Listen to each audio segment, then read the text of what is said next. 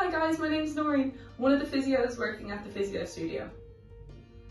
Welcome to week 2 of our How to Run a 5k series. Today we're going to be discussing footwear and an easy at-home test you can do to find the perfect running shoe for you. So, something to consider when choosing your running shoe is your pronator pattern. So pronation is how your foot rolls inwards when your heel hits the ground while walking or running. This is your body's natural way to absorb impact. So you can have neutral shoes or stability shoes.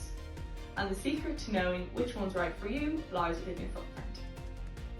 This is something you can analyse at home using the wet foot test. All you need is a bucket with some water and a piece of paper.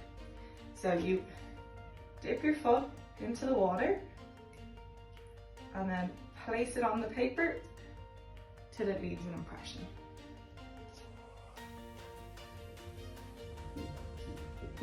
I leave about half my foot arch. If yours looks similar to mine, that means you have a neutral foot and need a neutral shoe.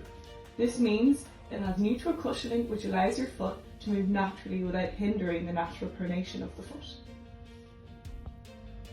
If you see almost your entire foot in the impression, this means that you overpronate. This is the most common foot type. Almost 80% of people will have some degree of overpronation. This means when your heel hits the ground that your foot rolls too far in on impact. For you, you will need a stability shoe. If there's a very thin line at the edge or a gap between your heel and forefront, this means you're an underpronator. This means that your foot rolls outwards and is an ineffective shock absorber. For you, you'll need a neutral shoe with a high level of cushioning to promote pronation. This test will give you a general outline on your pronation pattern and what kind of shoe you need.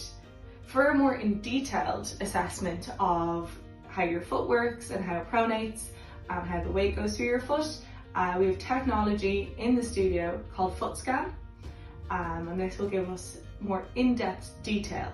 And from there, we can prescribe orthotics and see if it's the right fit for you. Everyone has a slightly different foot, but the right shoe for you will help support you through your running and prevent injury.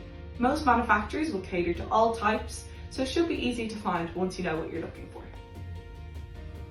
I hope you've enjoyed week 2 of our How to Run a 5k.